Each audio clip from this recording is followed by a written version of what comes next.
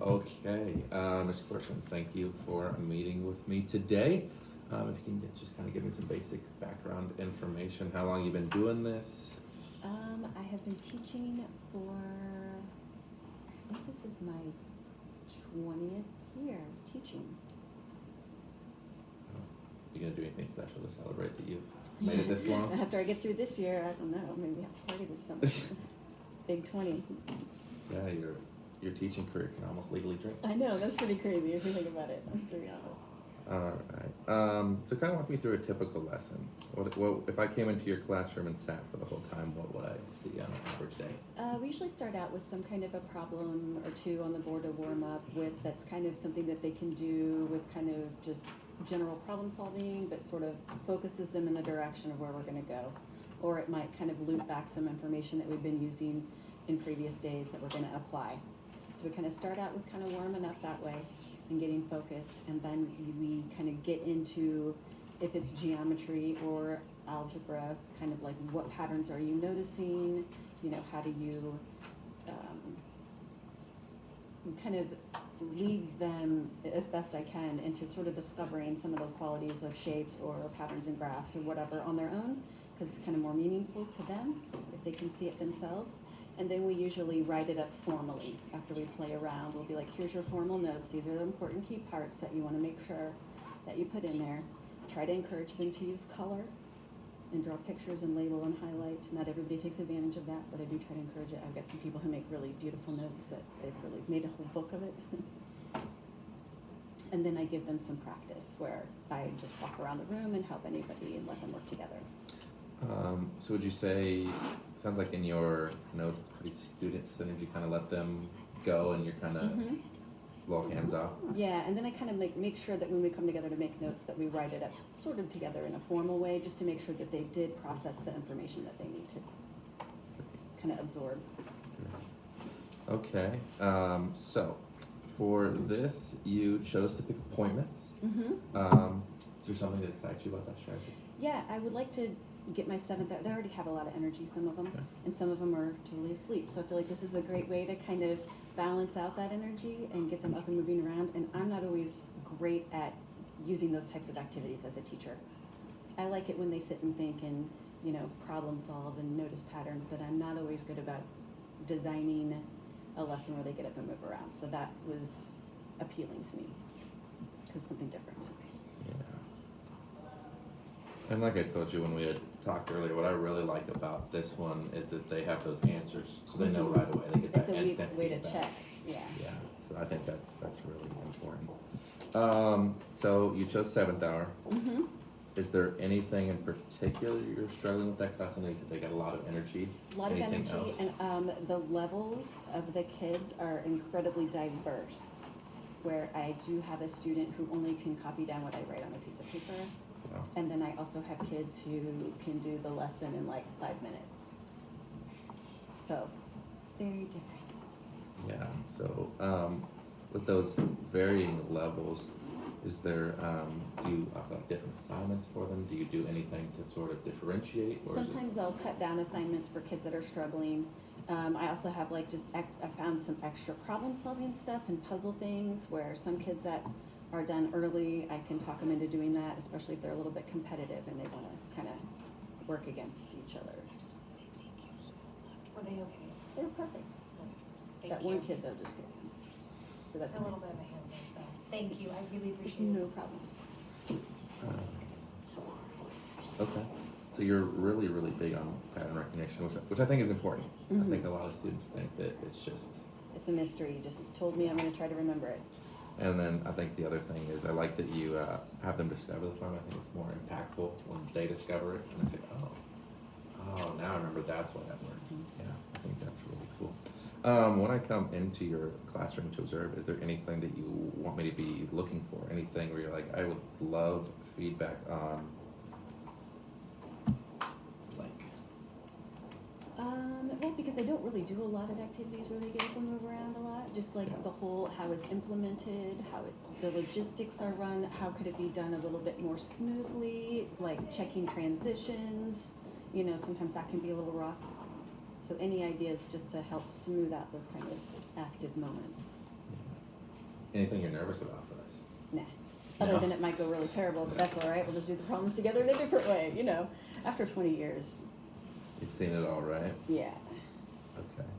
Very, very good. As long as I don't have a fight in my room. Well, No, I'm kidding. you That's know, only ever happened once.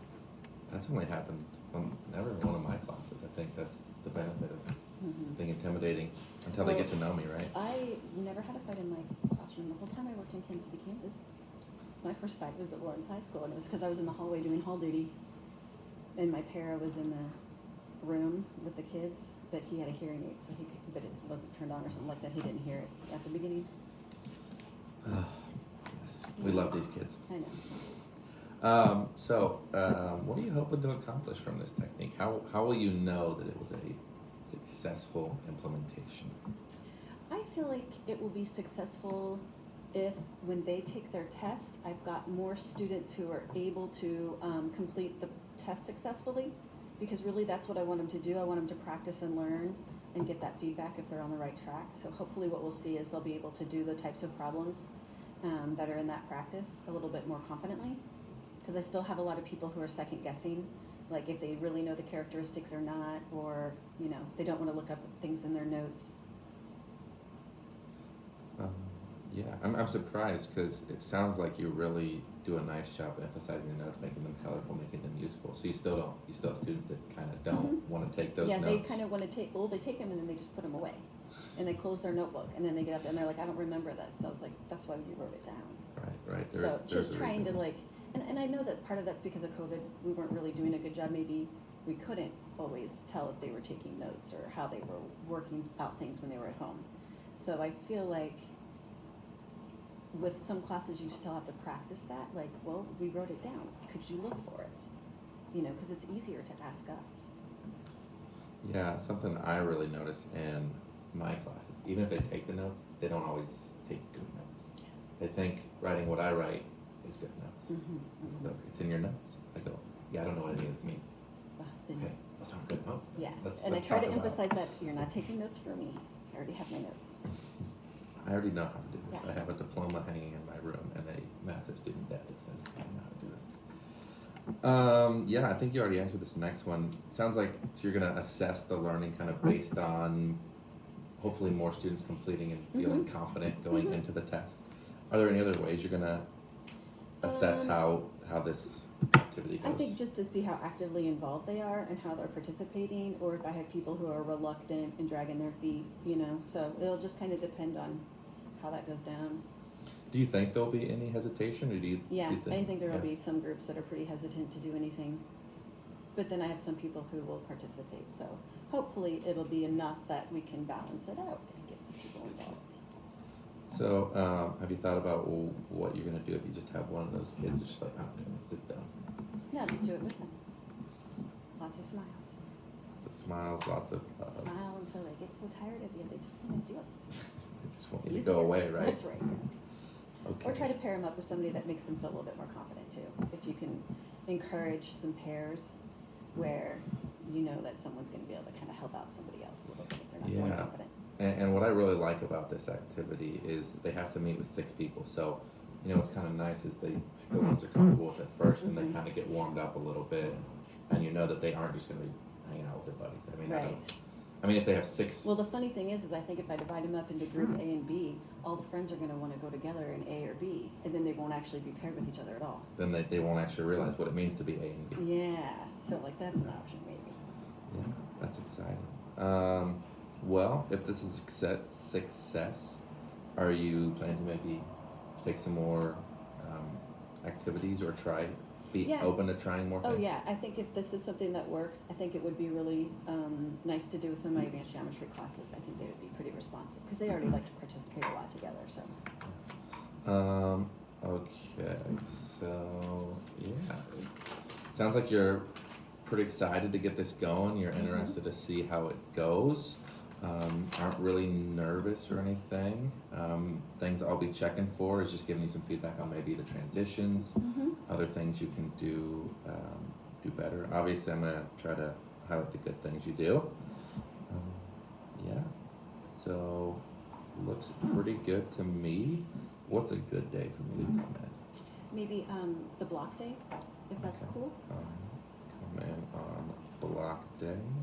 I'll take some notes. I will try to be in the back, but if We're you're kind like of all it, over the place, so just be wherever. yeah, It's totally cool. I always tell anybody that enters my room, if you are in my room, you're doing math. I don't care if you're the Oh, yeah. superintendent or if you're just in there to watch me. Mm-hmm. You're gonna learn. So I'll look forward to participating. Awesome. It's kind of funny, Ike has started to come in every once in a while, my son, and he's like, oh, come on, That's such a great. mm-hmm. All right. Well, thanks. I will see you Awesome. block day, and then we will kind of talk. I'll give you some feedback. Sounds good. Appreciate it. Thank you. It'll Thank be you. fun. I like trying new things.